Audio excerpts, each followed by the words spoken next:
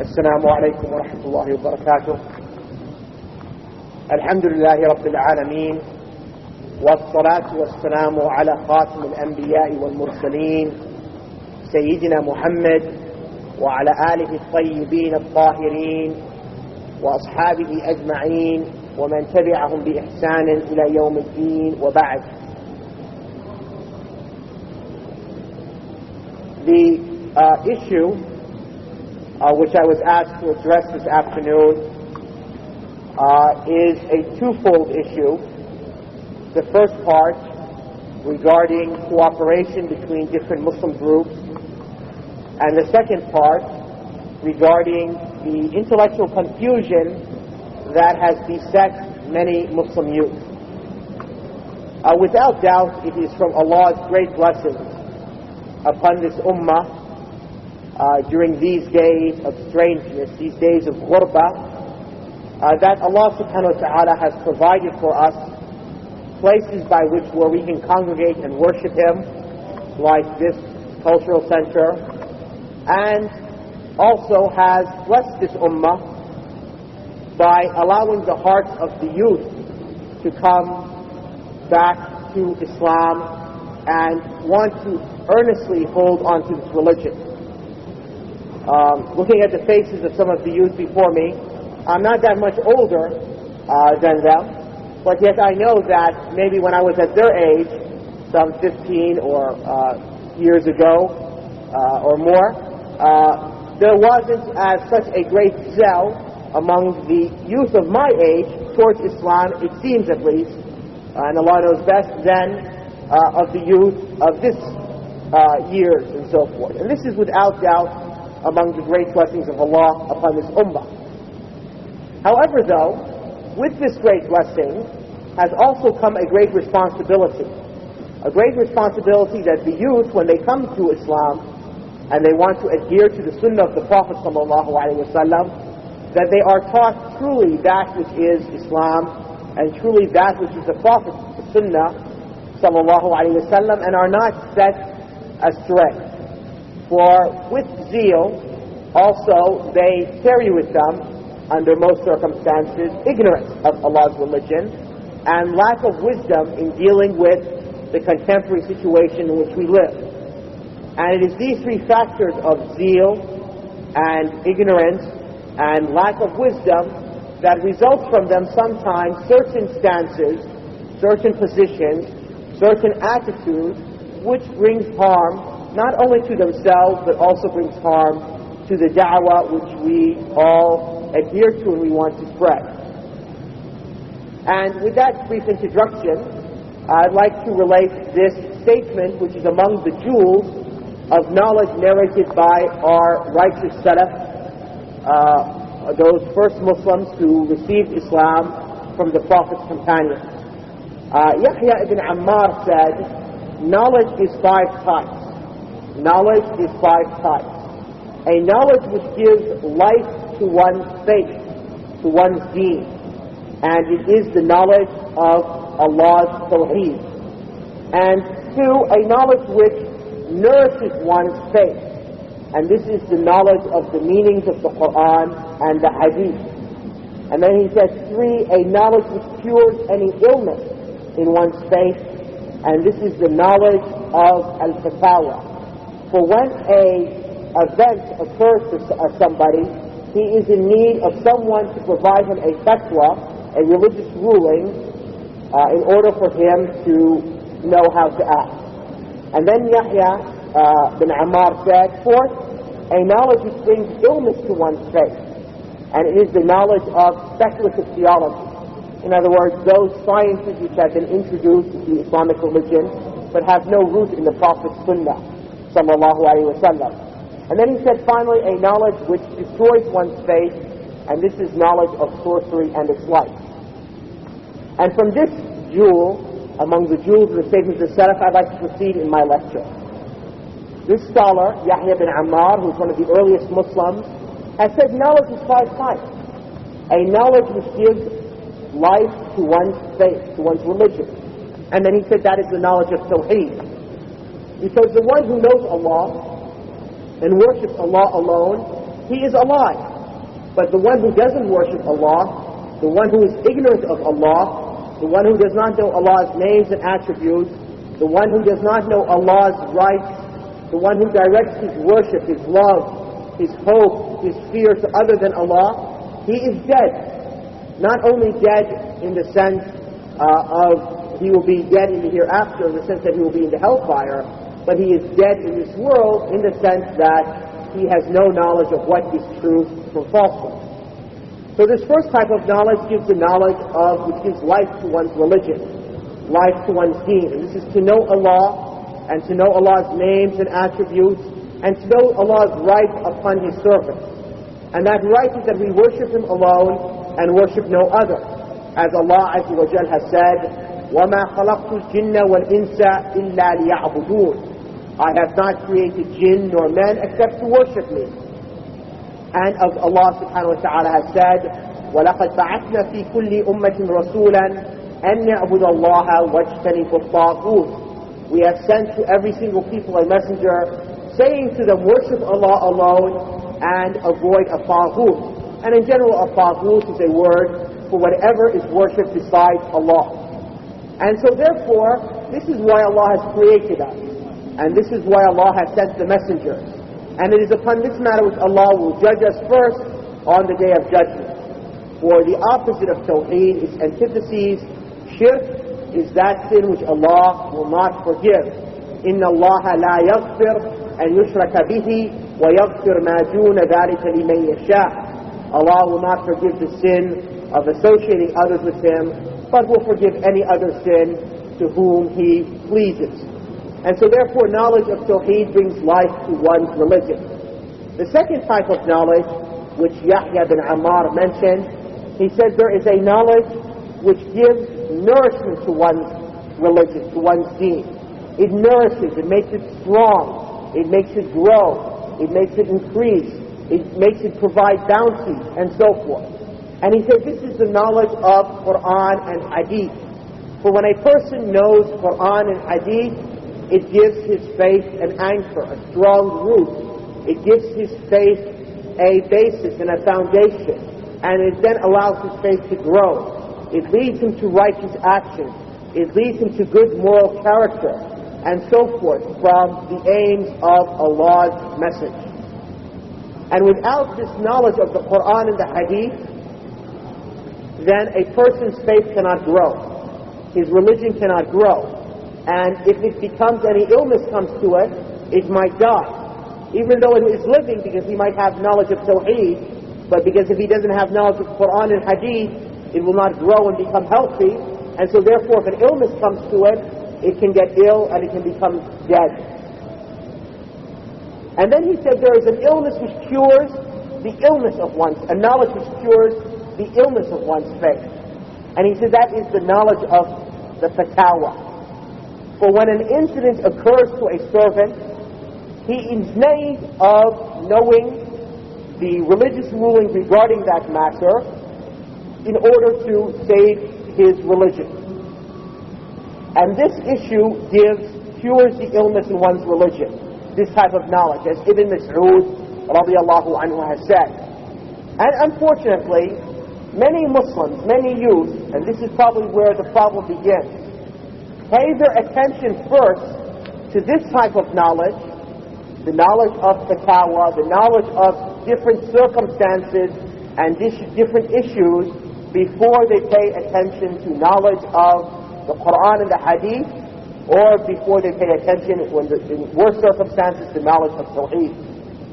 And so therefore they are quick to want to know what is the ruling regarding this group, the ruling regarding this person, the ruling regarding this party and individual.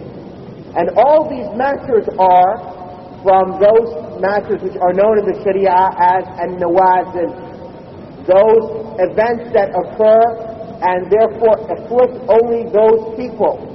And so therefore sometimes knowledge of these matters not only bring hardness to the heart, but also brings a sickness and an illness to one's religion. Because if a person does not have knowledge of Qur'an and Hadith, he does not know where to place this knowledge in the scale of matters. And so therefore he reverses the scales and gives this knowledge its paramount importance, and knowledge of Qur'an and Hadith relegated to a secondary importance. And this is where a lot of the problems occur. And let me give an example. You often find youth wanting to know what is the ruling regarding a specific group. Let us call it group number X, for example. And in reality, this group number X could be close or far from the Sunnah in many degrees. It could be exactly on the Sunnah of the Prophet ﷺ. It could have deviated from the Sunnah in some matters, but overall having an adherence to Sunnah. It could be greatly deviated from the Sunnah of the Prophet ﷺ. But for the overwhelming majority of the youth, the issue of this group is not really important in their day-to-day life. Maybe that group or that person doesn't even live in their country and has no activities there. Maybe they're not in contact with that group. And so therefore for them to have this knowledge brings them no benefit to their religion, brings them no strength to their faith. And if they have this knowledge, if they come across this knowledge, it sometimes can be harmful to their religion, to their faith. Because they might hear a word in condemnation of that group or that individual. But because they have no Sharia knowledge, no knowledge of Qur'an and Hadith, then they don't know where to do, they do not know how to properly act with that fatwa they hear. And so therefore they misapply it. And they take perhaps a too severe position. Or they might take the opposite. They might take a too lax of a position. And so therefore it results in intellectual confusion amongst them. Or sometimes these matters regarding different groups and individuals are matters of ijtihad. In other words, in trying to determine if a group or a book or an individual, how much it is within the Qur'an and the Hadith, is a matter of ijtihad. And so therefore some scholars might differ. One scholar might see that this group or this book or this Hadith is in complete agreement with the Qur'an and the Sunnah. And one scholar might think it is not in that much of agreement. And another might think it is far away. And so therefore with these youth not having the second type of knowledge of the Qur'an and the Hadith, and just having knowledge of this fatwa, they then misapply it. And they will not know what it is, and so therefore can harm them. And it is very unfortunate that we find now, especially among those youth who say they adhere to the way of the Prophet's companions, the Salaf al-Salih, those youth who say that they adhere to the way of the Sunnah, that they spend all their time and activities in collecting these fatwa regarding various groups and individuals and books and so forth. And these fatwa are all among that branch of knowledge which is known as an-nawazil. They are not replacement for knowledge of the Qur'an and the Sunnah. They are not replacement for knowledge of Tawheed. One must first have life in his religion, Tawheed. And one must first bring growth and strength to his religion through knowledge of Qur'an and Sunnah. And then when he has good knowledge of Qur'an and Sunnah, then he can delve into the issue of being a judge over humanity and determining which group is closer to the Sunnah, which group is far from the Sunnah, which person is in line with the Sunnah, which person is outside of the Sunnah, which book is with the Sunnah, which book is outside of the Sunnah. But before one has knowledge of Qur'an and Hadith, before one has knowledge of Allah's Tawheed, this knowledge can be harmful to one's religion. The fourth type of knowledge mentioned by this scholar amongst the Salaf, he said it is a knowledge which brings sickness to one's religion. And this is the knowledge of matters which the scholars have said are religious heresy, bid'ah, or what is known as muhdithat al-umur, those introductions in our religion. And Yahya bin Ammar gave an example of ilm al-kalam, which is a speculative theology which was taken and based upon the ideas of the Greeks, Aristotle and so forth. This type of knowledge has been considered to be harmful to one's religion. And likewise, one might, as similar to that, is knowledge of those books and ideas of the people who are known to be outside of the pale of the Sunnah, who are clear heretics, like those people who revile the Prophet's companions, who speak ill about Abu Bakr, Umar, Uthman, and Ali, radiallahu anhum.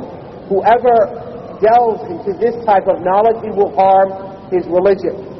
And then Yahya bin Ammar said that there is a knowledge which kills the religion, and this is knowledge which leads to shirk, like sorcery.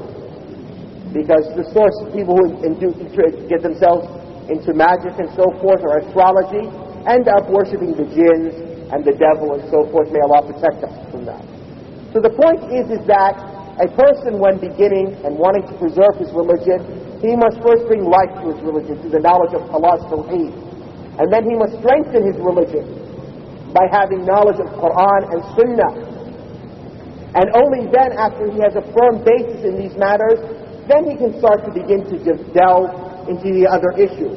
But if he's to turn that balance upside down and to reverse those scales, he will bring harm to his religion. And this is one of the major problems occurring with those youth who say that they adhere to the way of the Prophet's companions, the Salaf, or the Sunnah. They have reversed the balances. But in order to help people understand in much more detail, let us now place before us certain principles which we can draw from the way of the Salaf, which will provide us guidelines so we do not have this type of intellectual confusion. And in general, we want to start off with a principle, and then we want to mention 5 different causes of intellectual confusion. The first principle is that it is important that we understand that differences in Islam are 2 types. Differences in Islam are 2 types. There is that type of difference which is known as ikhtilaf tanawwu', and there is that type of difference which is known as ikhtilaf al-fadad, a type of difference which is due to a variation of the truth, and a type of difference which is due to the clashing of the truth with falsehood, just as a rough translation. The first type of difference, ikhtilaf tanawwu', is where the scholars differ regarding matters of ijtihad. An example is, for example, that certain tafsir of the ayah, ihdina as-sirat al-mustaqim, guide us to the straight path. Some scholars will say the straight path is Islam, and other scholars will say the straight path is the Qur'an, and other scholars, if you look in the books of the Salaf, will say the straight path is Abu Bakr and Umar radiallahu anhuma. So to the ignorant person, he will think that these differences are contradictory and that they are not compatible.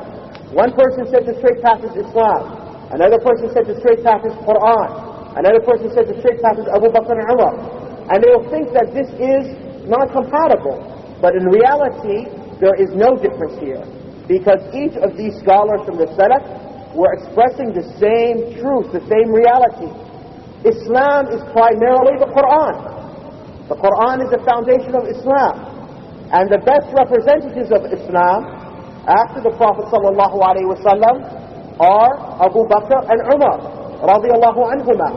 So if you were to explain as-sirat al-mustaqim and say it is Islam, and say it is the Qur'an, and say it is the Sunnah, or say it is the Sahaba, and you gave any of these explanations are not contradictory, but they represent the same truth, the same reality, and so forth and so on, from the statements of the scholars, which people sometimes misunderstand. And the Salaf used to understand this very carefully. For instance, Umar ibn Abdul Aziz used to say, Umar ibn Abdul Aziz was a great scholar. Indeed, he was the Imam of the Muslims from the Tabi'een. He used to say, I do not like to find the Prophet's companions in agreement to one point, but rather I find it more pleasing to find the Prophet's companions to have disagreed. Of course, Umar came after they had died, the Prophet's companions, radiallahu anhum. And then he explained why. He said, because if the Prophet's companions agree upon a point, and one goes against that, then he would be astray. But if the Prophet's companions have disagreed regarding a matter, then one can take this opinion or this opinion, and he will still be safe. And so therefore, in their disagreement is a mercy. And of course, he was talking about issues regarding what? Issues of ijtihad. Issues where there is not a clear text from the Qur'an and the Hadith. I mean, we're not talking about here regarding matters like the oneness of Allah, that Allah alone is to be worshipped. We're not talking about these matters, or that there's 5 salah, or that zakah must be given, or that one must fast Ramadan, or that one must make hajj to Mecca, or that one must believe in Allah and His angels and so forth. These aren't the matters we're talking about. But we're talking about the matters of ijtihad, where the Salaf disagreed. Umar ibn Abdul Aziz saw that in their disagreement was a mercy to the Ummah. And so for this reason he said, I dislike to find them in agreement on these matters. Because if they're in agreement and you were to oppose them, you would be astray. But when they have disagreed, and a person then finds this opinion to be easier, or this opinion to be easier, this is from Allah's mercy, and so therefore one can take any of these opinions and still be within the guidance of the Prophet's companions. And for this reason, the scholars of Usul al-Fiqh, like Imam al-Suyuti in his book, Al-Ashbah wal-Nadha'ir, has said that one does not object to those matters where the people have disagreed, meaning matters of ijtihad. Objections are to be raised only where matters have been agreed upon. This is a rule of Usul al-Fiqh. When people disagree in matters of ijtihad, one cannot object to the position taken by the other group of people. One can only object to those matters where there is an agreement. And when the brothers, the youth, misunderstand that matter, they sometimes take matters in which it is a matter of ijtihad, and they raise it to an issue of al-wala and bara. And they bring disagreement and disharmony between themselves on this matter. For example, like placing the hands after one rises from ruku'. Does one place his hands on his chest, or does one place his hands by his side?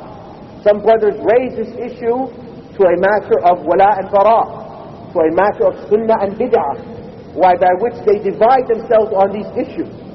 And even sometimes matters of aqeedah, like, for instance, that what was created first, Allah's pen or Allah's throne. Sometimes brothers, because they do not realize that this matter is a matter of ijtihad, and they will see this is a matter of aqeedah, they will assume that therefore it must be an issue of iman and kufr. And so therefore if somebody holds a different view, they then raise this issue to a place where it does not belong, and they therefore divide amongst themselves and sometimes lead to charging one another as being people of bid'ah, people of heresy, or people of kufr. These type of differences we must understand. And for this reason we find that Imam Ibn Qudamah, in his book Al-Mughni, which is considered the encyclopedia of fiqh, of Islamic fiqh, so much so that the scholars would not used to give fatwa unless they had this book in their possession, like Ibn Abdul Salam, who said, the great Shafi'i scholar, who said, I did not find it, for myself to give a fatwa until I had a copy of Al-Mughni and a copy of Al-Muhalla, which is a book by the Spanish scholar Ibn Hazm. This great encyclopedia of fiqh, which no book has been written by any other civilization concerning their jurisprudence like this book. How does Ibn Qudamah start the book? He starts after praising Allah, he says, and to proceed, for Allah in His mercy has allowed a single group of this ummah to remain upon the truth. And He has made amongst the earliest Muslims, the Salaf, scholars to guide us. And so their agreement is a definite truth, and their disagreement is a wide mercy by which the heart receives life. So here Ibn Qudamah starts his book of fiqh not by saying, look, this is the way you must worship Allah, this is the way you must deal with one another, and you cannot divide and have different opinions, but rather he said, when the Salaf were in agreement, this is a definite truth. But when there were disagreements, this is a wise mercy. This is all examples of those types of disagreements where one can have a different position. And we find Ibn Taymiyyah likewise authoring a book entitled رفع الملام عن الأئمة الأعلام, the raising of any censure against the leading scholars. Where Ibn Taymiyyah shows that no imam in this ummah who is known to be a follower of the sunnah would willfully oppose the hadith of the Prophet ﷺ. But that if you find an imam who went against the hadith, it must be because of some reason. Either the hadith did not reach him, or either he thought the hadith was weak, or either in his school of jurisprudence, his school of fiqh, he has certain principles which led him to discount this hadith, due to it either thinking that it's been abrogated or it's going against a matter from the principles of usul al-fiqh in his school. But the point is, he concludes, after giving examples and so forth, that we cannot censure any scholar. And so therefore it is quite surprising that you find brothers who claim to be following the sunnah, who claim to be adhering to the way of the salaf, who say that they are following Allah's book and so forth, and yet they speak ill about the scholars of Islam. They speak ill about even some of the four imams, and they think that this is the way of the salaf. This is far from the way of the salaf, but rather this is not the way of people of knowledge. This is the way of people who have a lack of knowledge, indeed, who are ignorant. Now, there is another type of differences. The differences in which there is issues of wala and bara, like the difference between Islam and Christianity. This is an issue of iman and kufr. One cannot say that whether you go to a masjid on Friday or you go to a church on Sunday, it's all the same. This is a clear matter. The issue of the Prophet's companions, one cannot say that whether you love Abu Bakr and speak well of him or you hate him and revile him, it's all the same. This is an issue of sunnah and bid'ah. However, though, one cannot say then that differences of opinion in matters of ijtihad or in matters of applying the text of the Qur'an and the Sunnah to a particular situation, a particular circumstance, which needs and therefore a knowledge of what is the best course of action. One cannot say that differences in these matters is equivalent to the differences in matters of aqidah, in matters of religion, in matters between Sunnah and Bid'ah. This is a false analogy. And ignorance between these two leads to the first cause of intellectual confusion. The second cause of intellectual confusion is a lack of ikhlas amongst the youth. Without doubt, the youth come to adhere to Islam only out of love of Allah and seeking His pleasure and seeking to win His paradise.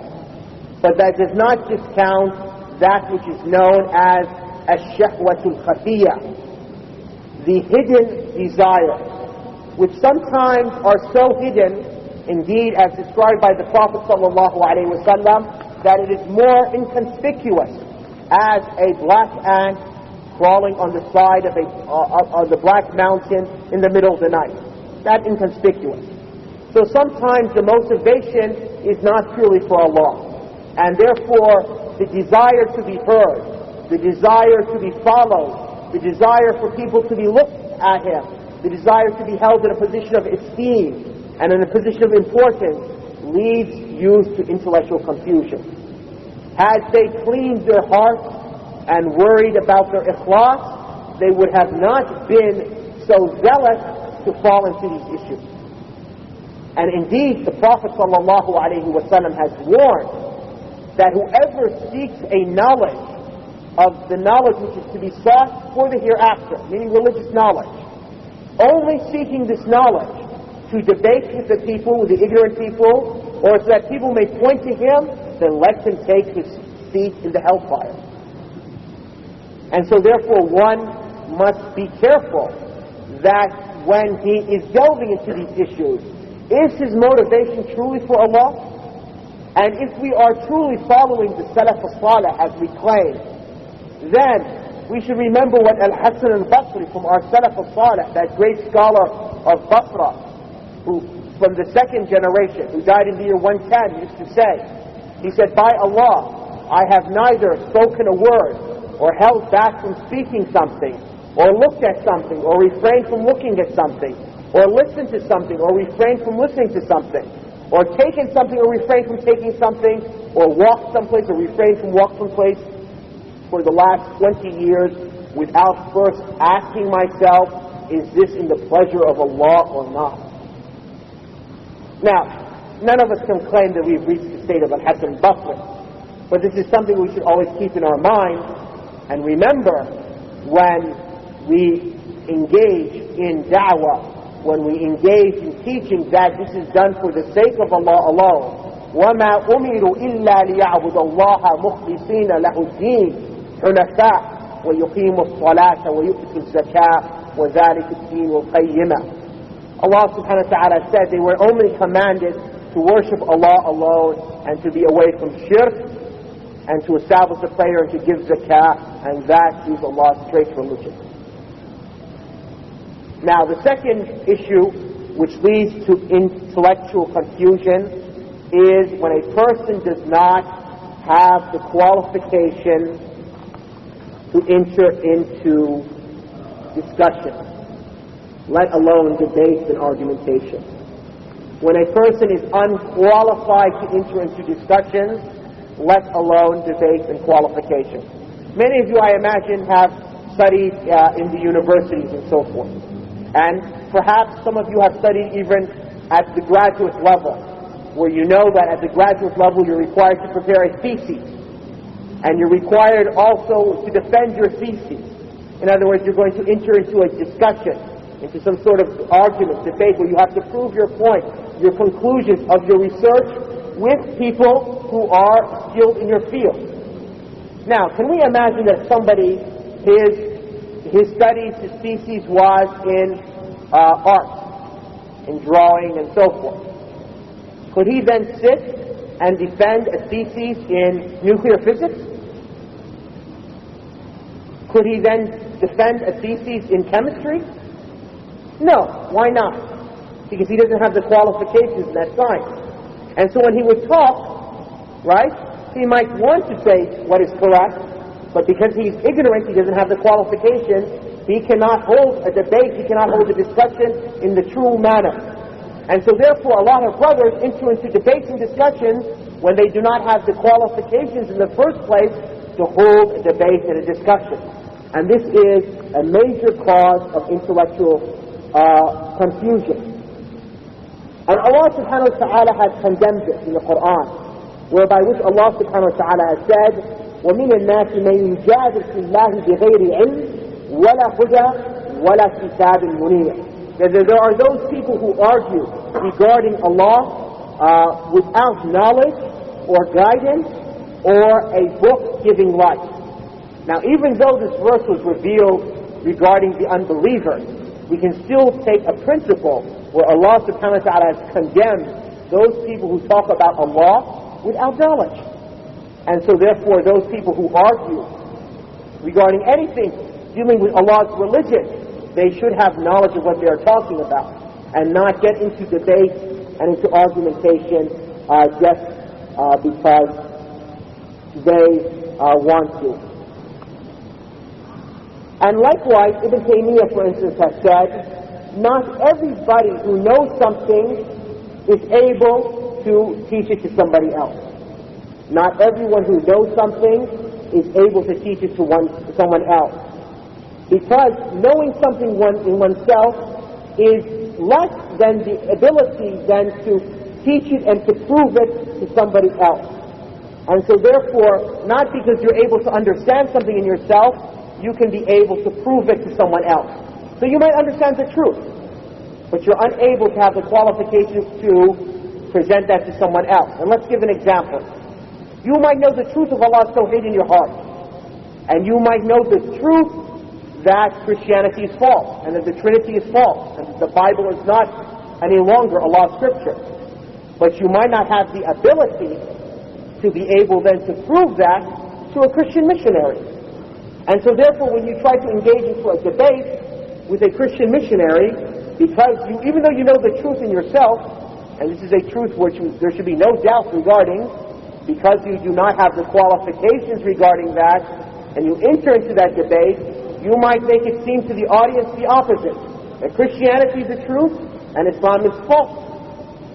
And I think every one of us has, sometime or the other in his life, felt where somebody has tried to argue with him regarding Islam, And because even though he knows in his heart that Islam is the truth, he is unable, he's not willing or hesitant to enter into a debate with this person because he does not feel he's able to convince that other person, right? And so the same thing with other things, whether you're talking about with Muslims. Sometimes a person will enter into these matters and yet he is not qualified, and so therefore, whether he knows the truth or not, he causes harm. And this is part of the reasons of intellectual confusion amongst the Muslim youth. The other matter which leads to intellectual confusion amongst Muslim youth is a lack of humility. Allah subhanahu wa ta'ala has told the Prophet, commanded the Prophet in Surah Al-Shu'ara, وَاخْفِضْ جَنَاحَكَ لِمَنِ اتَّبَعَكَ مِنَ الْمُؤْمِنِينَ. Lower thy wing to those who follow you from the believers. This is a command to our Prophet sallallahu alaihi wasallam to be merciful and gentle and humble with the believers, and he is the messenger of Allah sallallahu alaihi wasallam, and he is whom Allah subhanahu wa ta'ala has said, إِنَّكَ لَعَلَى خُلُقٍ عَظِيمٍ, you are upon a great character. But yet the Prophet, Allah is saying, was also told to lower his wing of humility with the believer. And yet some brothers have such pride and arrogance in dealing with their fellow Muslims and enter into such harshness and lash at them, and this causes intellectual confusion amongst those who they talk to and also amongst themselves. Moreover, it causes a hardening of the heart and leads to different types of sins and disobedience to Allah. So the other characteristic in order to preserve the youth from intellectual confusion is that we must teach them humility, and we must teach them humbleness, and we must teach every person to know his rank and not to try to take a place which does not belong to him. And likewise we find in a hadith that the Prophet ﷺ has said that Allah Ta'ala has commanded me that you are humble with one another, so that nobody shows pride over the other and no one tries to take the right of another. And against this humility is arrogance, and we know what the Prophet ﷺ has said regarding arrogance, and we know how Allah subhanahu wa ta'ala has condemned arrogance in his book. And for this reason we find amongst the Salaf that Hasim al-Asam, who died in the year 237 and was known by the nickname of the Luqman of this ummah, he said that there are three characters which I have which always allows me to defeat the one I debate. They say, what is it? He said, when the one who I debate with is correct, I am happy. And when he is mistaken, I become saddened. And I also preserve myself so I do not act ignorantly towards him. And so this reached Imam Ahmed, and Imam Ahmed said regarding Hasim al-Asam, Subhanallah, there is nobody as intelligent as this man. So look at the way of the Salaf. Look how they used to act. He said, I used to be happy if I'm debating with somebody that he brings out the truth. He's not taking the position, well, I have to be right and he's my opponent, so he has to be wrong. But rather he's happy to find that his opponent is right, because he's guiding him to his mistakes then. And likewise, when his opponent is wrong, is mistaken, he's saddened. Not happy to see that his opponent is mistaken and he might be astray or committing a sin or so forth, but rather he's saddened for him, because it means his opponent has missed the truth. And at the same time, when he conducts himself, when he gets into an argument with somebody, he does not act ignorantly towards the person. So he doesn't speak evil of him, or doesn't belittle him, or doesn't mock him, or doesn't falsely accuse him. And look what Imam Ahmed said about this man. There is none more intelligent than him. The fourth cause which leads to intellectual confusion amongst the youth is the lack of zeal in order to guide the people. In other words, instead of being zealous for the guidance of people, often the youth were zealous for judging the people, zealous for passing out judgment. Well, he's astray, and he's on the guidance, and he's okay, but not quite there. And this one is 10%, but this one, okay, 13 and 2 point percent, and so forth and so on. This is not the way of Allah's Prophet. This was not the way of the Prophet's companions, but rather they used to seek to guide the people. And Allah subhanahu wa ta'ala said to the Prophet ﷺ in order to console him, فَلَا تَذْهَبْ نَفْسَكَ عَلَيْهِمْ حَسَرَاتٍ. Do not let yourself, because the Prophet ﷺ used to be so sad that they would not accept the message, it used to affect him physically.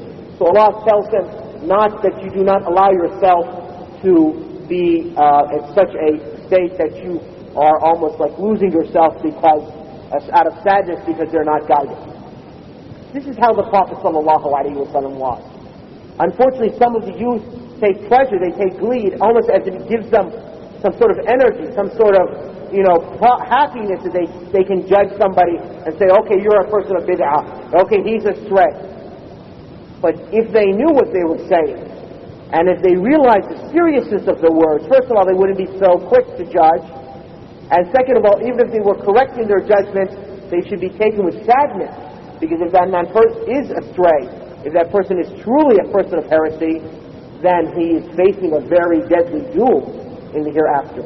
And one should be saddened in wanting his guidance, not being happy to see him in that state. And Imam al-Shafi'i, taking from this example, said that I never debated anyone except that I did not want him to be mistaken. And I did not have any knowledge in my heart except I wanted him to take it and not necessarily say that it came from me. Look what Imam Shafi'i said. I never debated anyone and wished that he was mistaken. Imam Shafi'i always said he was the one who was going to be mistaken. And then he said, I never have any knowledge in my heart except that I wish that it would be taken from me by my opponent, that I would teach him, and that he would not say that he learned it from me, but that it would just spread amongst the people. Now, the next matter which leads to intellectual confusion is a lack of adhering to the etiquette of Islamic debate and Islamic discussion. And this etiquette is two types. An etiquette which one must adhere in himself. In other words, a personal etiquette that one must bring to him if he's going to argue with somebody or if he's going to debate with somebody and so forth. And there's another type of etiquette which is a methodological etiquette. An etiquette in terms of the way, the principles of debate. And let us take that. As far as etiquette which a person must have as an individual, well, the first etiquette is that a person must be just. As Allah subhanahu wa ta'ala has said, إِنَّ اللَّهَ يَأْمُرْ بِالْعَدْلِ وَالْإِحْسَانِ. So the first etiquette you must have is one of justice. It is not permissible when you are debating someone, even if it's an unbeliever, to falsely accuse him of that which he is not truthful of to him, or to twist his words and his statements in order to try to imply that he is saying something which he's not saying, or to make a false conclusion, a quick conclusion to what he's saying. This is not from the etiquette that a Muslim should have, and the etiquette of a person who has knowledge and is trying to spread that. For indeed, Allah subhanahu wa ta'ala has said in the Qudsi hadith, يَا عِبَادِ إِنِّي حَرَمْتُ الظُّلْمَ عَلَى نَفْسِي وَجَعَلْتُهُ بَيْنَكُمْ مُحَرَّمًا فَلَا تَظَالَمُوا.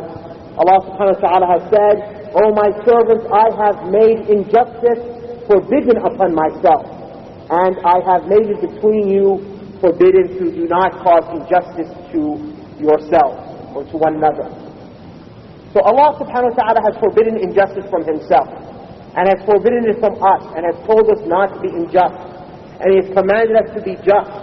And so therefore the first etiquette is that one must have justice. And the second, and part of that justice is that when one is quoting somebody, his opponent's opinion, his opponent's idea, that he must truthfully quote that and not misquote that. And that if he says that so-and-so believes such and such, or so-and-so holds this opinion, he should be able to show it from that person's tapes, from that person's books, from that person's writing, and not say, well, you know, I heard that someone said, that someone told me, and he's trustworthy, who said that so-and-so believes such. This is not adl. This is injustice. And this is also enters into the other types of sins, like, for instance, spreading rumors and so forth. And part of being just is that when one judges a person, one looks at his whole, or a group, or a book, or a party, one looks at his whole character.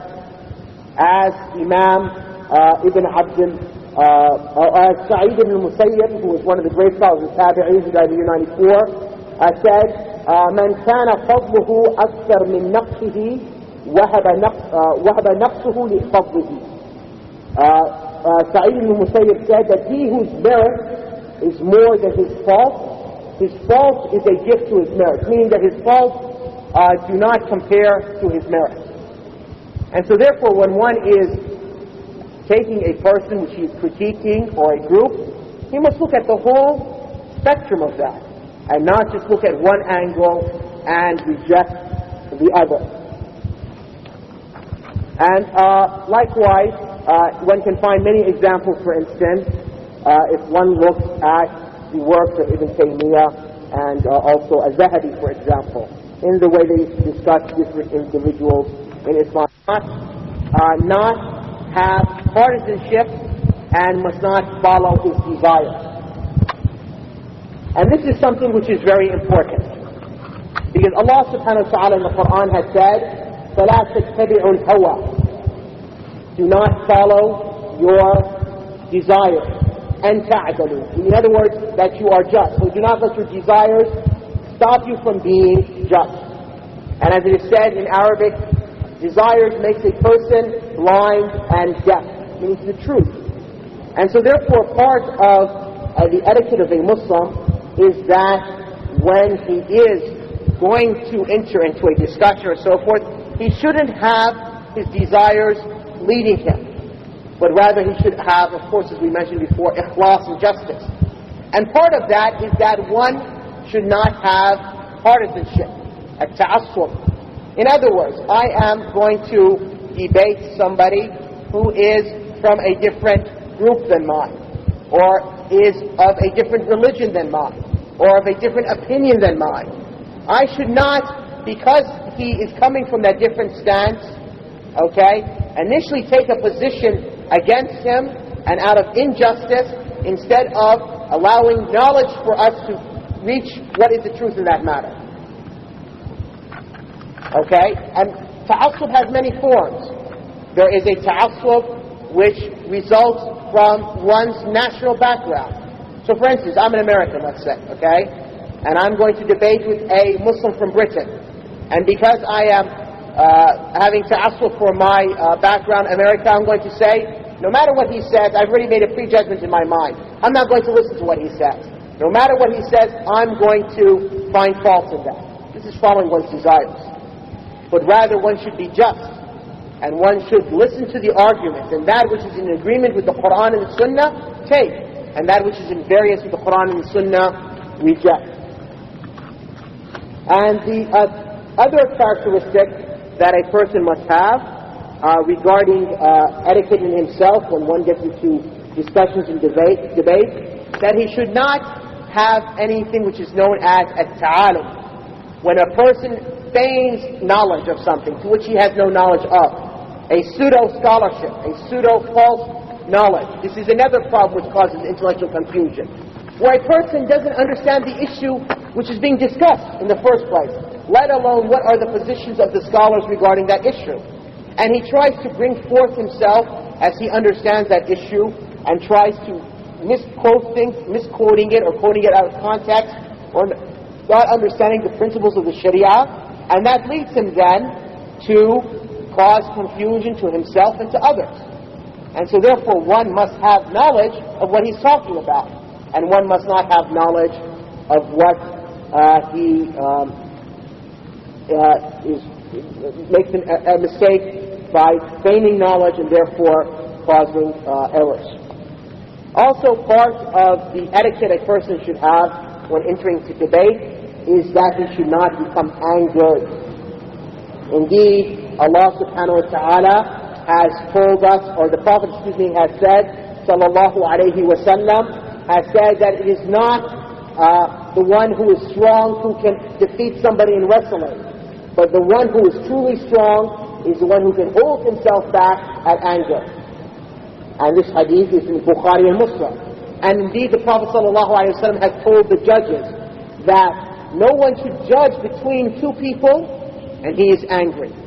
And that's why if you look at any book of fiqh, in Kitab al-Qada, you will find that among the etiquette of the qadi is that he should not give a judgment when he's angry. Even the scholars have extrapolated from that, the fuqaha, by saying that when the judge is going to give a judgment, he shouldn't give a judgment while he's hungry. Why? Because if he is hungry, and that might lead him to be hasteful in giving the judgment. And so he's not listening to the argument very carefully of the plaintiff and, for instance, the witness and so forth. And so therefore he might misjudge. And likewise they said he should not give a judgment if he's trying to hold back the call of nature, but rather he should first relieve himself. Because if he's tense trying to hold back the call of nature, also he would not listen well. And this is all Islamic principles. And likewise when one enters into debate and argumentation, one must also hold himself from anger. Now yes, there is an anger for Allah, without doubt, that one becomes angry for Allah. And this is the strongest bond of faith, as the Prophet ﷺ said, that the strongest bond of faith is love for Allah and hatred for Allah. This is without doubt. But there's a difference when one is angry for Allah and one becomes angry for himself, in order just to see himself victor over the other. And part of that, the etiquette that one must hold, is that one must not show envy to his opponent. In other words, sometimes one is envious of his opponent. And so therefore he debates with him and argues with him, not because he's trying to find the truth, but because he's envious of that person. And Allah subhanahu wa ta'ala has forbidden envy in the Qur'an. Indeed, He has commanded us that we seek refuge from the person of envy, as Allah subhanahu wa ta'ala said at the conclusion of Surah Al-Falaq, وَمِن شَرِّ حَاسِدٍ إِذَا حَسَدٍ. And part of that that one must have, also in addition to that, not be angry and not be envious, is that we mentioned those are the etiquette which the Muslim must have for himself. There are etiquette now which a person must have in terms of etiquette of his methodology in entering into debates and discussions. The first etiquette of that is that one must first understand and determine what is the point of agreement and what is the point of disagreement in the matter. In other words, you are debating or you are arguing or you're having a difference with somebody regarding something. Exactly what is the disagreement about? And what are the points of agreement? And only until you've understood that, what are the points of agreement and what are the points of disagreement, can you proceed to have a fruitful argument. And an argument which leads to finding the truth. Because this is the aim of all arguments and debates and discussions. If there is no understanding that, and what normally happens, sometimes brothers argue, the youth will argue between themselves, and both of them are saying the same thing. And they will argue over and over and over, and they're all in agreement. But because they haven't determined first exactly what is the point of agreement and what is the point of disagreement, it leads them to argue, and this, of course, leads them thereafter to go into false, argumentation, and brings hatred and all the illnesses of the heart. Now, the other matter which a person must have in terms of his approach, the methodological approach, is that one must be certain of the evidences and the points and their evidences. In other words, when one is trying to now prove a point in the Sharia, our Sharia has rules and regulations. You cannot just say, this is because, well, brother, this is the way the scholars have said so, or this is the way of the Sunnah, this is the way of the Salaf as-Salih. Don't you want to follow the way of the Salaf as-Salih? The question is not following the way of the Salaf as-Salih. The question here is now proving that this is truly from their way. The question is not to say to, well, you need to follow the Sunnah. The question is not arguing should we follow the Sunnah or not. The question is, prove to me if this is from the Sunnah or not. Prove to me this hadith is sahih. Prove to me this hadith is weak. Prove to me that this is, and therefore part of the methodological approach to debate and argumentation is that one must have the sciences of knowing the Sharia, like usul al-fiqh, like the rules of Arabic grammar, like the sciences of the Qur'an, like the sciences of hadith and so forth. One must have some sort of mastery over these. So then therefore when one comes to the argumentation, when one comes to the discussion, when one comes to the debate, he's basing this upon true principles in Sharia, and not just saying things and quoting things, misquoting things and saying half truths and so forth. Likewise, part of the methodological principle that one must adhere to when one is debating or arguing or discussing and trying to find the truth is that one cannot accept a claim without an evidence. Whatever you claim, you must be able to substantiate that claim. If you cannot substantiate that claim, then there is no evidence. Your claim is not accepted. However, though, there's an instance where people get confused, that sometimes certain things, the principle of it is such and such, and it's the burden of the other person to bring the proof. Let me give you some examples. In the course, the Islamic course that I was teaching this last couple of days, we were taking the fiqh of tahara, the fiqh of cleanliness, purity. And one of the things we learned was that the basic rule, al-asl, is that everything is considered tahir, pure, unless there is a proof showing it that it's najis. Everything is considered to be pure unless there is a proof showing that it is najis, it is impure. And let's give an example, for instance. Everything is considered pure, so somebody cannot ask me, well, is this carpet, what is the proof that this carpet is pure? No, because the asl, the original rule, that everything is pure unless you have an evidence showing it's impure. So you need to bring me a proof that the carpet is najis. And likewise, when it comes to the issue of this, what is the asl regarding a Muslim? Is it the asl regarding the Muslim that he is a person upon the truth? Or is the asl regarding a Muslim, the principle regarding a Muslim, that he's initially upon falsehood until you prove that he's on the truth? What is the principle concerning this? That he's on the truth. The original principle that we deal with Muslims is that a Muslim is on the truth, and that a Muslim is of sound character, and that a Muslim is of sound belief. This is the original principle. Until you can prove that opposite. And that proof has to be one of certainty in order to take it from this category of certitude to another category of certitude. So one does not say, well, okay, you have to first prove to me that this brother's aqidah is good. No. We don't have to prove to you that the brother's aqidah is good, or his akhlaq is good, or his understanding is correct, because the guiding principle regarding Muslims is that we assume initially that their aqidah, their faith is sound, their character is good, and so forth, until we have a proof to the opposite. And once we have an irrefutable proof to the opposite, that a person's creed is false, or that a person's understanding is false, or a person's character is poor, then we can accept that. And this is part of the confusion regarding that matter. And so therefore one cannot accept claims without their proofs. Part of the matter which leads to intellectual confusion, which is part of the methodological etiquette that a Muslim should hold, is that when trying to prove the evidence of something, one must bring the strongest evidence, and then the next strongest, and then the next strongest. When you enter into a debate with somebody or a discussion, you don't start off with, well, the brother said, who teaches our circle, he said such and such. No, this is not Islam. You first bring the proof from the Qur'an. And then if you cannot bring the proofs from the Qur'an, then there are proofs from the Sunnah, you bring those proofs. And then you bring the proofs of the ijma'. And then so forth and so on until you come to the fatawa, the different statements of the people of knowledge.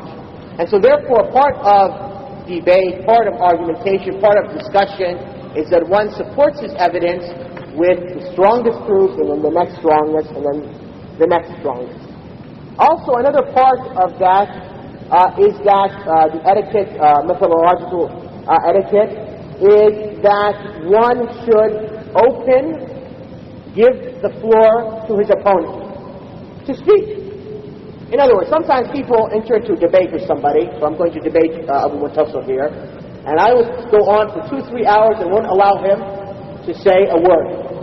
And then, whenever he tries to say something, I'm going to cut him off. This is not part of the debate of Islam, but rather the debate of Islam is that one allows him to speak. And take this from the example of the Prophet ﷺ. When the contingent or the delegation of the Najran, who were Christians, came to Medina to debate the Prophet ﷺ concerning the nature of Isa ibn Maryam alayhi salam, regarding which Allah sent down the first 81 verses of Surah Al-Imran. Go back to the Seerah of Ibn Hisham and look. They asked the Prophet ﷺ, what do you say regarding Isa? And the Prophet ﷺ spoke. And then when it came time for them to pray, the Prophet allowed them to pray in his mosque, a prayer which invariably had shirk in it because they were Christians. And he gave them an opportunity to speak, and so forth. And likewise, when the Prophet ﷺ, when he talked with the rabbis, he allowed the rabbis to speak and ask him questions and argue, and he would then respond otherwise. And sometimes when the Jews would criticize the Muslims, the Jews one time said to the Muslims that you commit shirk because you say by Allah and by Muhammad. And the Prophet ﷺ told the Muslims, do not say by Allah and Muhammad, but say only by Allah alone. The Prophet agreed to that. And when the rabbis described that Allah subhanahu wa ta'ala on the day of judgment, as mentioned in the hadith of Ibn Mas'ud in Sahih al-Bukhari, that Allah subhanahu wa ta'ala will place on one finger the heavens, another finger the earth, another finger so forth. The Prophet ﷺ smiled and laughed, Ibn Mas'ud said, in agreement to the statement of the rabbi. So these are all showing that part of the Islamic thing of debate and so forth is to give the opponent a way to say his statement, to say his argument. A part of that, the methodological manner that one should adhere to, is that one should agree to those matters which are so clear they do not need to be debated. In other words, if somebody was going to sit here and we were going to have a debate, what is the best course of action to revive this ummah? What is the best course of action to revive this ummah?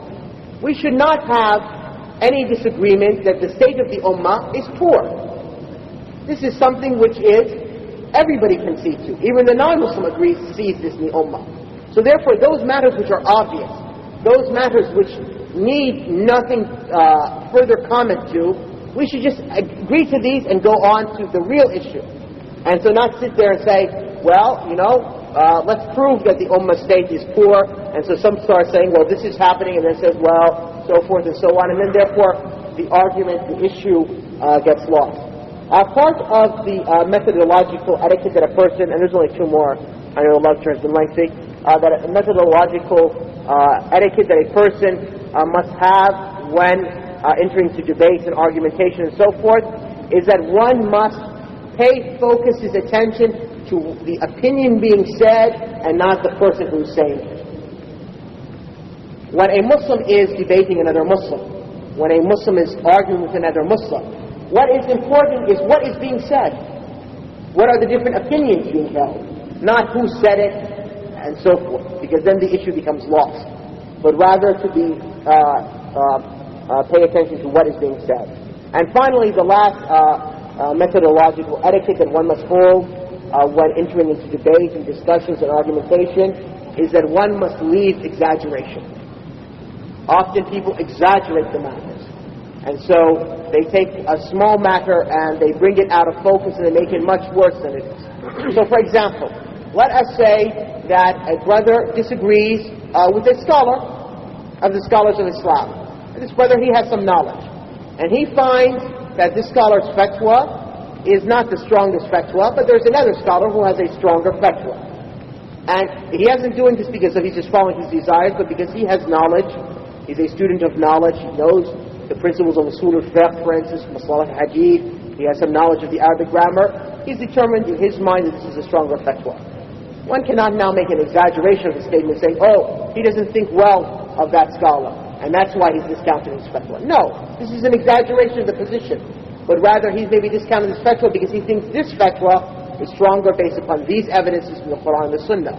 So part of the methodological etiquette which we must follow when entering into debate and into discussion is that we must not enter into types of exaggeration.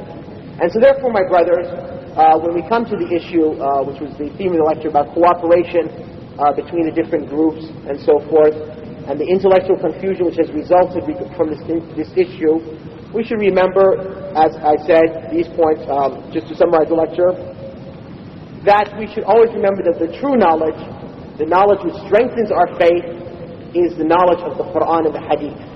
And the fatwa given by the scholars regarding different groups and so forth is a knowledge which is only useful for those who have this issue in their lives. But most of us do not have this issue in our lives, and so therefore by stressing these issues it can bring harm to our faith, and that we should always spend time and effort in learning our religion.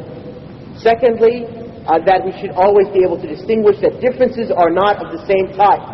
There are differences which are variations of the truth, and there are differences which are between truth and falsehood, and there's a whole slew of differences in between that. And so therefore we should distinguish between those two classes of difference. Thirdly, we should always have sincerity and make sure our motivation is only for Allah. Fourthly, we should not enter a discussion or a debate about a topic unless we possess the qualifications which allow us to Islamically enter into that. Fifthly, we should always have humbleness and not have arrogance. Sixthly, we should always seek to bring guidance to the people and not just be victorious in argument and be a stronger debater. And finally, we should adhere to the etiquette of debate and discussion, argumentation, whether that is personal etiquette which we should observe when debating or discussing or arguing, or whether it is methodological etiquette which we carry with us into the debate. And Allah Azza wa Jalla knows best. And I ask Allah subhanahu wa ta'ala to reward you for your patience and forgiveness, your forgiveness for the length of this lecture. أقول قولي هذا واستغفر الله لي ولكم سبحانك اللهم وبحمدك أشهد أن لا إله إلا أنت أستغفرك وأتوب إليك والسلام عليكم ورحمة الله وبركاته.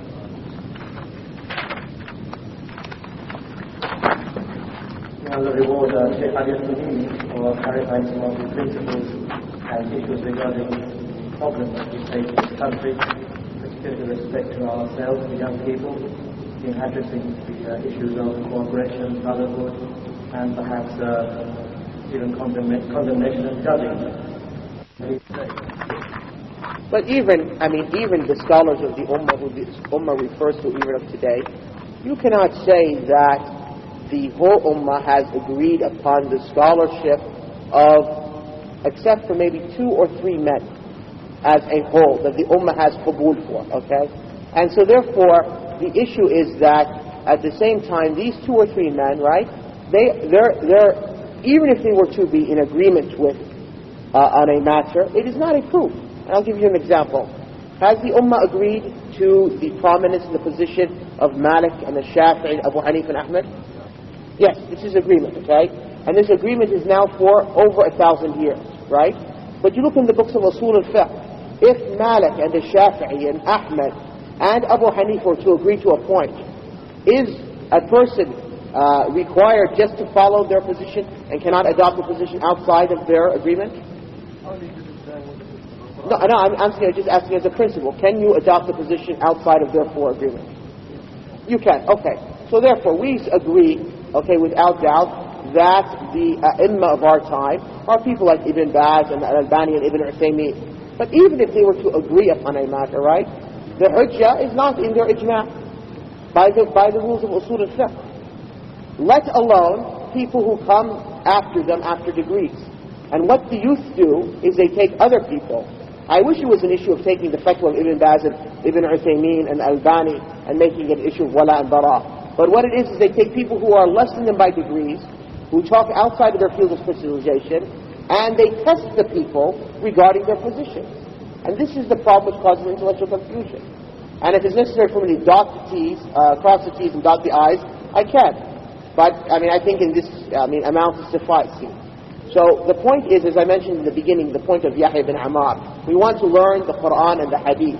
And these nawazil and these fatwa which are given by some mashayikh or some students of knowledge regarding these matters, there is no way we can make wala and bara upon their ijtihadat. They're ijtihadat. If you find these ijtihad to be true, alhamdulillah. And if you find these ijtihad to be false or incorrect or weak or need some sort of qualification or need some sort of explanation, then there's no problem in that. When you said, for example, we can go outside before Madhab, who do we go outside to? Is it not Sufyan al-Thawri, al-Za'i, Hafiz al-Rahuya, all of these imams? And all of these imams had a madhab. But today, if we go outside, these three main scholars or any other, all the other scholars who are in their position today, who do we go to? Okay, name me the scholars then that we must adhere to. Can you give me a... No, I'm asking you a question. No, I know, I'm asking you, can you give me a definitive list now and saying that we can adhere to Fulan and Allan and Zayd and Khalid and so forth and nobody else? Can anybody in Ummah Muhammad sallallahu alaihi wasallam say that we give this list and this is a list of the ulama, you cannot step outside of this piece of paper? No, I'm not saying that you put a list down and you can't go outside these names. If you find someone who is in the same position or has the same knowledge as they do, then you can. Then you can step outside these names. Nobody will say anything. No, but even this point, you mean, even this point, this point that you're saying, akhi, are you trying to say now that if there's a point of difference between the scholar who is more knowledgeable and a scholar who is less knowledgeable, one cannot follow the less knowledgeable scholar, he has to be of the same position as the more knowledgeable scholar? If he has the dalil. Okay, so then therefore everything goes back to what? To the dalil, to the Qur'an and Sunnah. And so therefore, as I began in the beginning, that we need to follow the Qur'an and Sunnah and educate ourselves in the Qur'an and Sunnah. But as far as taking the ijtihadat of any single scholar and making it an issue of wala and bara for the ummah, this is not the way of the Salaf al-Salih. Now, Imam Malik, who is much more knowledgeable than these people who they follow, when the Abbasid Khalifa, Al-Mansur, came to him and said to him, let me make Al-Muwatta the standard book in order to remove differences from the ummah. Make it the standard book. What did Imam Malik say? Imam Malik said no. He said because the Sahaba spread throughout the earth and they took their knowledge to different areas, and I have gathered the knowledge of the people of the Medina. So here the Khalifa, the Imam of the Muslims, wanted to bind the Muslims so there's no more differences in fiqh. Said okay, we take Al-Muwatta, we make it the standard. So if this is the way of the Salaf, how can now we find groups of youth who say that they are Salafi, want to bind the Ummah of Muhammad sallallahu alaihi wasallam, not with the ijtihadat and the opinions of Ibn Baz and Ibn Uthaymeen and Albani, but the opinions of so-and-so and so-on who are much less than them in rank. Because this is what the reality of the matter is, no matter how they try to clothe it, or shape it, or package it, or whatever. And as I said, if it's necessary for me to, cross the T's and dot the I's, I can. But we should just stick with the usul. And so it's not a question of following the scholar. This is an issue which we agree to, my brother. But the issue, my brother, is that not to take the ijtihadat of the scholars and raise it to the issue of wala and bara. This goes against the manhaj of the Salaf al-Salih. You have this within the boundaries. For example, I can take an opinion of a lesser scholar rather than that to one of these great scholars of today. If I see that there is within the boundaries of khilaf, like you said, khilaf tanawwur, khilaf tadad, إذا كان هناك khilaf tadad. لكن if there is something which is going against the Qur'an and the Sunnah and the Fahm of the Salaf al-Salih ijma'an and scholars they following them, we can't say that this is the ijtihad of Okay, then give me an example. So we don't speak in just big empty terms. Give me an example now. For example, dealing with Ahlul Bid'ah. Dealing with Ahlul Bid'ah. Okay. Nobody, alhamdulillah, we all know, if anybody who's read the books of the Salaf al-Salih, their Athar, would know that the Salaf al-Salih were very, very strong against al-bid'ah. Okay. They're very strong. It's a very strong position. And this is no doubt, this is ijma'. So for example, if the scholars of today, for example, say we have nothing to do with ahl al-bid'ah or anything like that, then we can't say that this is ijtihad. Let me ask you a question. Okay, based upon this principle, if there was a person who was a qadari, he doesn't believe in qadar, okay, is it possible for me to go study hadith with him, or study tafsir with him, or take knowledge of fiqh from him, or take knowledge of tazkiyat al-qulub from him? Well, this is a mas'ala which the scholars differ upon. Because, for example, let's take, for example, hadith, for example. No, I'm not asking what I'm saying there's a difference between the scholars. There's a difference between the scholars. Okay, there's a difference between the scholars. Between the salaf, no. Okay, between the Salaf. And Ibn Taymiyyah says in his fatwa, okay, who's much more knowledgeable than Rabi' al-Madkhali, okay, just to get the point to its issue, okay. Ibn Taymiyyah says, because this is the one who started this issue, okay, in this time. The issue of making hajr. No, but it's because we want to be clear. No, but the point is because we want to be clear, because this is what's caused the fitna between the people. This method.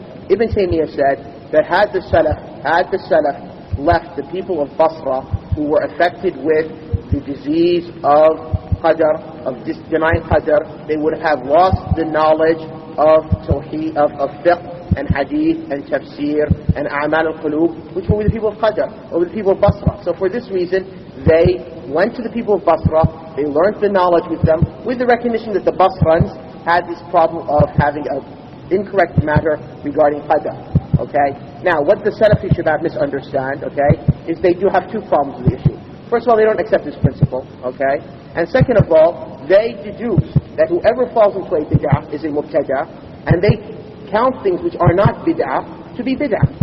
And so therefore the confusion counts. And this is why you find amongst yourselves now, in England, each group calling the other group mubtada', calling this person mubtada', and so forth. Is this the way of the Salaf? This is not the way of the Salaf. This is not the way of the Salaf, but this is the way of the people of bid'ah in the first place. To raise a principle which is not from the Qur'an and the Sunnah, and then make wala and bara'ah on it. First of all, the riwayah, which you mentioned in Taymiyyah, that was actually a statement of Ali ibn al-Madini. And the context of it, لو تركت رواية البصريين لقدرهم وتركت رواية الكوفة لتشيعهم لضاعت الكتب. بمعنى ذلك أن الحديث يضيع لأنه كثيرا من sorry, I speak in Arabic, but many of the narrators of the hadith, a lot of them, big a'immas had bid'ah in them. But the Ahl al-Hadith, they looked at the maslahah. Is the maslahah there that we should take their hadith, or we should leave them for their bid'ah? If we had left their hadith, then many of the sunnah would go. For example, Qatada ibn Da'am al-Sadusi, he was accused of being qadari. A lot of Ismail ibn Ibrahim al-Absi, وهو شيخ البخاري كان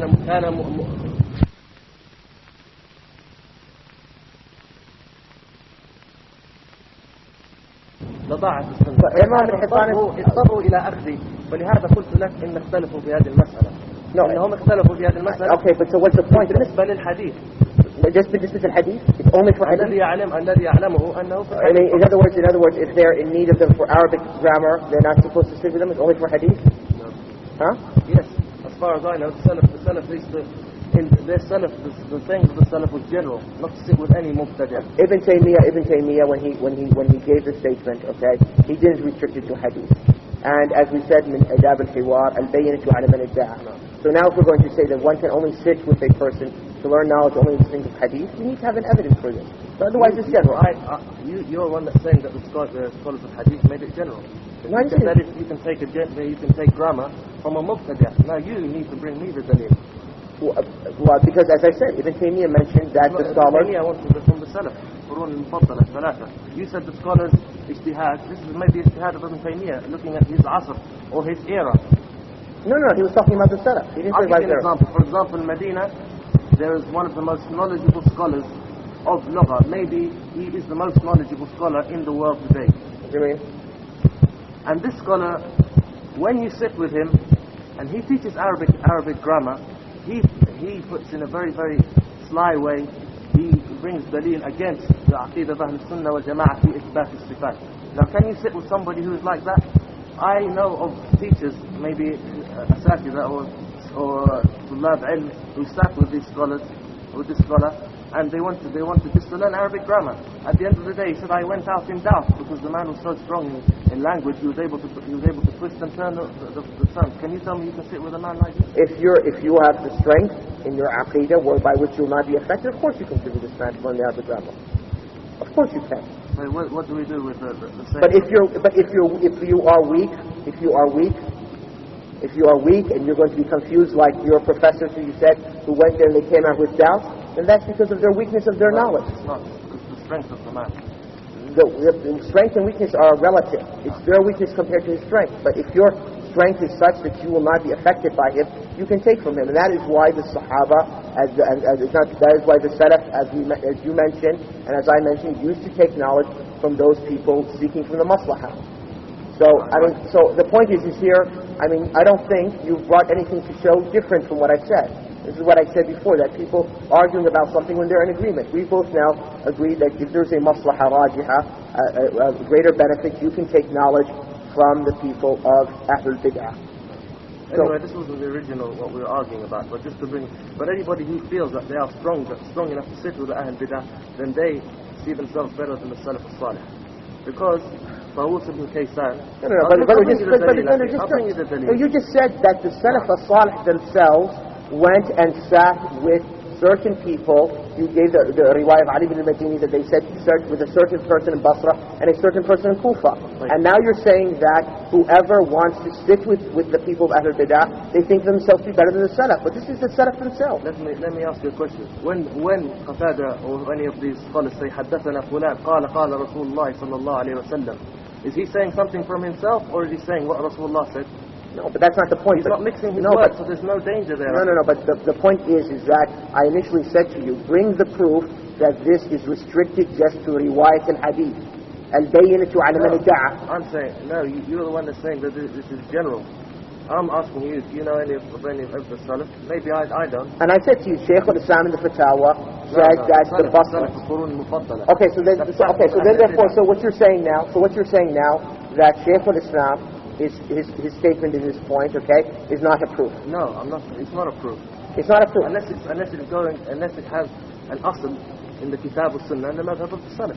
And secondly, Shaykh al-Islam, many people take a verse of what he says or a couple of lines and they say, look, Shaykh al-Islam, like Jama'at Takfir or anybody say, look, Shaykh al-Islam said this, he is in agreement with us. No, but you have to take Shaykh al-Islam. No, but first of all, this is introducing something to debate which is not part of the subject. We're now not talking about people who are twisting what Shaykh al-Islam said. No. I brought you an evidence. Isma ya akhi, barakallahu feek. Isma habibi. I told you that Shaykh al-Islam said that had the people of Basra, and he mentioned different forms of knowledge, okay? And you're saying that Shaykh al-Islam is not a proof. It's not a proof, okay? قال الله قال Rasul. قال الله قال Rasul. Do you agree with that or not? No, I agree with you that the hujjah is this, but we're talking now about the fahm of the ulama. And I tell you, it's my opinion that Shaykh al-Islam is a muhaqqiq, and he has an expansive knowledge of the Salaf. And his statement, while it is not a hujjah, it has a very strong weight in these matters, okay? And so therefore, now I'm going to ask you, okay, because this is the only proof I can bring now is the statement of Ibn Taymiyyah. I'm going to ask you now, who said that this is restricted only to riwayat al-hadith? In this khilaf, if you go back to the kutub of the Mustalah al-Hadith, you will find that they talk about this mas'ala in the books of Mustalah. No. In the books of Mustalah, they talk about what does the books of Mustalah say? They say about the permissibility of when can you relate upon a mubtada. No. That's what the books of Mustalah say. That if the bid'ah is ghaliza or khafifa, or if he's a da'i to the bid'ah or not. This is what the books of Mustalah say. But what I'm trying to say to you is this. I said that the issue is not restricted to reporting hadith. Okay, that this is general. And I said what I can bring as a proof is the statement of Ibn Taymiyyah. And you said that it's restricted to the riwayat al-hadith. And you said my proof concerning Ibn Taymiyyah is not a hujjah. Okay, so I'm asking you now, okay, this is my proof, it's been placed on the table. What is your proof that it's restricted? So maybe you have a proof and I'll retract my statement, but put it on the table. You're saying that they're saying that the adilla of the Shara is Kitab al-Sunnah. We know that. You're saying that Shaykh al-Islam is my proof. I'm saying to you Shaykh al-Islam is not a proof. No, I'm yeah. saying to you in general, I'm bringing you my proof. يا أخي بارك الله فيك بارك الله My فيك. proof. Yeah. رواية عن My proof. My proof is that عموم نهي السلف عن مجالسة أهل البدع. That's my proof. No, but this. And you said to me Okay, now yeah. that But this that عموم. I'm saying that I don't know. شوف Now شوف you بارك bring me the No, شوف بارك الله فيك. You're saying that this is عموم نهي السلف. No. The general prohibition of the salaf for sitting with Ahlul Bid'ah. But you yourself have found an exception to it. You have found one exception to this general principle, right? You said in hadith it's permissible, okay? And I said to you, it's not just permissible only in hadith, but it's permissible in other branches of knowledge. And you're saying to me, no, because this is what Ibn Taymiyyah says. So what I want from you now is to show me that this general prohibition of sitting with Ahlul Bid'ah, which I am in agreement with you, that the exception is only for riwayat al-hadith. You have given an exception. So we've come out of this. Both and me are in agreement that we shouldn't sit with Ahlul Bid'ah. You said there's one exception with riwayat al-hadith. I said no, there's more than one exception. That is hadith and fiqh and tafsir. If there's maslahah and the person is strong and he's not going to be affected. You said no, this is Ibn Taymiyyah's opinion, I'm not going to accept it. So now I want. I have to wait. I have to wait to see what Shaykh al-Islam's dalil is. No, I can tell you, he just said it. He just gave a historical fact. No dalil. Okay, so then therefore what I'm trying to say to you is, what is your dalil that the exception is only in hadith? This is you said that this is general. We agree on that. And you So said we practice. We'll go there's next an point. exception to the hadith. Now you're saying that it is general in hadith and fiqh and everything. Now you're making the da'wah. You have to bring the proof. I gave you my proof. Ibn Taymiyyah, you said you didn't accept it. Okay, but I understand. First of all, this thing first of all, this is a principle of usul al-fiqh, which is not, you cannot prove. Are you trying to tell me that the statement of a later scholar, like and the statement of the Salaf, this is not part of the acceptable? That is only if the statement, if he lived until the first three generations, is a statement in usul al-fiqh? No, that's not true. Islam never brought a dalil for that. You're saying ijtihad. All right. Yeah, Shaykh Islam made ijtihad. And some people went against his ijtihad. Who went against his ijtihad? There are many scholars. Give me the name. They said that you can't. I can't remember any now. Okay, so in other words, you can't remember any now. You can't deny that there are scholars that said you can't take nothing from them. No. Ya akhi, barakallahu feek. What I'm trying to say now is, you're saying to me there are scholars who said that Ibn Taymiyyah is wrong, and this is the tape that you're taping yourself. No, I'm not saying he's wrong. I said I have to wait to see what his dalil is or what. Okay, so in other words, in what context did he say make this fatwa? So in other words, you're arguing with me, right? Without the dalil. That's what you're coming down to. No? Then what is the dalil? You mean coming with I have a dalil. The people, audience, and the tapes are here. No, I just want to just finish it one more time with the brother. This wasn't a general argument. Anyway. No, you raised. We were talking about the scholars. You asked me to give you an example. I gave you an example. Yeah, you're arguing me about this example. But what I'm saying to you, we take, to generalize everything, we take from the scholars of today, and we don't reject it saying that this is their ijtihad if what they say is an agreement with the Kitab and the Sunnah of the Salaf. I may have been wrong again in giving this in this example, Allahu A'lam, but we can't dismiss what they say is as being a ijtihad. Right. Did anybody dismiss what the scholars have said? Did anybody claim in the lecture or indicated or ashar min ba'id or min qareeb or sarrah that we do not accept what the scholars say? I'm not accusing you of that. I said to elaborate. Okay, but I'm saying in the beginning of the talk, I said what the brother said is correct. The first thing I said, when you said about listening to scholars, I said what the brother said is correct. But I said we should keep in mind two things. That sometimes people have groups and they consider the scholars of their group as the only scholars, and those scholars outside of the group as not scholars. And scholars have specialization. So as long as we keep those two matters in mind, everything will be fine.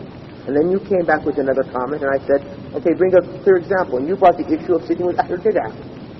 And I told you that the sitting with Ahlul Bid'ah is not general, as you assume. And you agree that it is not general, that in hadith it is permissible. And I said, not only in hadith, it's permissible in other things. And you said, what is your proof? I said, Ibn Taymiyyah said so. You said, Ibn Taymiyyah is not a proof. I said, okay, fine, I accept you that he's not a proof. But then, what is the proof that it's only for hadith? And you weren't able to bring a proof. So, in the end, it came down to, I gave evidence by what Ibn Taymiyyah said, that it's general, and you were not able to provide an evidence that it is restricted. And that's the end of the issue. Allah. طيب منطقي تفضل سؤالك.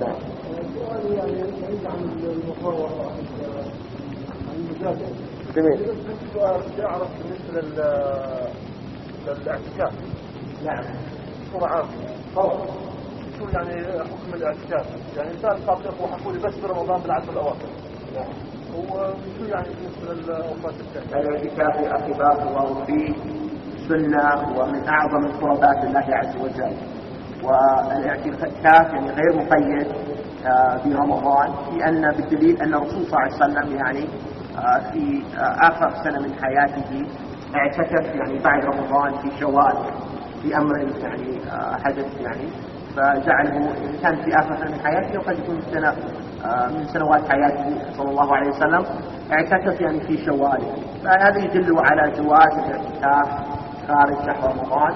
لكن بعض العلماء قيدوا مع الاعتكاف أن ينبغي للمعتكف أن يكون صائما، بالدليل أن الله سبحانه وتعالى ذكر الصوم ثم بعد الصوم ذكر الاعتكاف. ومن الأدلة على جواز الاعتكاف يعني خارج رمضان ما جاء من الحديث أن بعض الصحابة نذرا في الجاهلية أن يعتكف ليلة في مسجد الحرام، فسأل النبي صلى الله عليه وسلم عن ذلك، فقال النبي صلى الله عليه وسلم أو نذرك يعني. هذا يدل على جواز الاعتكاف يعني خارج رمضان. نعم، في هناك رأي آخر حقيقة أنه عندما اعتكف الرسول صلى الله عليه وسلم نعم في آخر حياته هذا كان قضاء برمضان ما اعتكف فيه، ويعني هي حقيقة أنه اختلف العلم، هناك رأي يقول نعم يجوز في غير رمضان، ورأي يقول لا في رمضان. اللي أنا وقفت عليه أنه اللي في رمضان قيدوه برمضان هو الحقيقة أصلح والأرجح في حسب ما أنا وقفت عليه. ولكن بالنسبة عندما قال لعمر الخطاب رضي الله عنه وارضاه لك تعتكف في هنا في الكعبة بدل ما تروح إلى الأقصى، قالوا هذا إذا كان نذر في الحالة طبعا لازم يمشي بهذه الطريقة، إنما قيدوه برمضان. لكن أنت تأخذ من العالم اللي تقف على أدلته. وبصورة عامة كما قال الشيخ علي أنه الاعتكاف سنة مؤكدة ولا شك يجر عليه الإنسان لكي يتخلى عن الخلائق ويتصل بالخالق عز وجل. هذا يعني تقريبا الرأي، وانت عاد تأخذ فقط نجاوب على هذه الأسئلة المكتوبة ثم نغادر مثل هذا الآن. لا طيب سؤال يعني the brother or sister writes Assalamu alaikum. When there is an opinion or issue and the scholars have differed on it and there are two camps siding with each other and they are giving the youth da'wah to their side or point of view and both claim to have evidence, how does one with no knowledge judge between them as to what is the truth when the issues concern him directly and also issues which concern him indirectly? In these issues one should not get involved, because we know that, for instance, in the time of the Sahaba, when came the issue of the khilaf between Muawiyah and Ali radiallahu anhuma, some of the Sahaba took no position, like Ibn Umar, and refused to join either camp. So if a Muslim is ignorant or he feels he does not have knowledge or his heart is in doubt as to where is the truth, he is allowed to take no position, and this is probably what is safest from falling into any sinfulness or into any error, and Allah knows best. Unless it is we are talking about taking something from scholar, two different opinions, wrong evidence with both. In this case, scholar said, and you are a student of knowledge who did not reach a level where you can distinguish between strong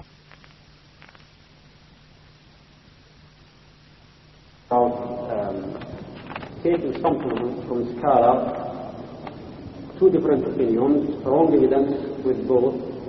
In this case, the scholar said, and you are a student of knowledge who did not reach a level where you can distinguish between strong and the strongest evidence, then you can stick to a scholar who has still evidence and you feel comfortable towards his evidence until you reach a point where you can distinguish between the right and most right evidence, so you can follow that.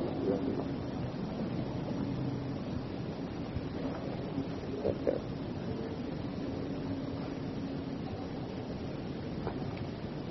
Please can you explain the true meaning of the following quote, which can be found in a book, and the person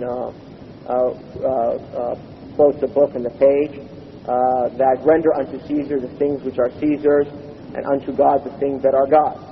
As a wise statement which is beneficial for our time. on the face of it, it sounds like pure secularism. Surely a Salafi Shaykh would not say or expose such an evil. Please clarify with evidence. How do we understand the above? Has the caller concerns been misquoted out of context? Surely the kibar of ulama of our time would have commented on the above quote and book. Has the above been refuted by whom?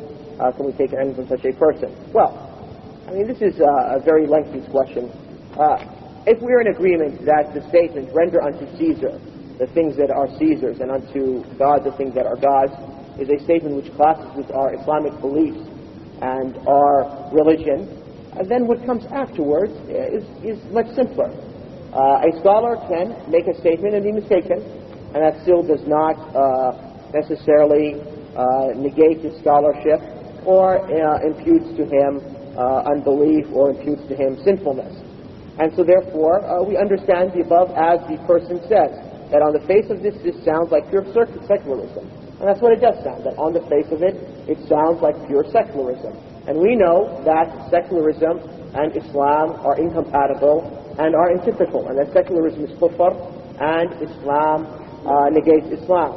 Now, whether the ulama have commented upon this, or whether we can take knowledge from him, or so forth, it depends upon his status and so forth.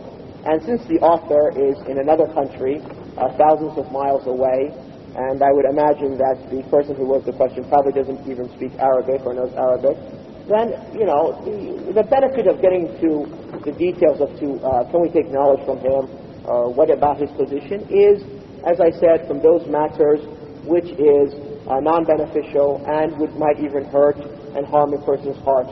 And I don't see any benefit in answering that. Since the brother understands this is pure secularism, and I'm sure he understands that secularism is against Islam, I think we have agreed to what the problem with the statement is, and we should not worry about the rest.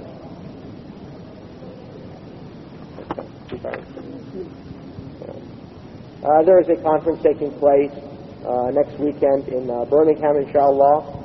Certain individuals, one of the speakers, what you advise us concerning this conference, and we know you will please speak with evidence to your brother, Jazakallahu khairan, okay, for Ali.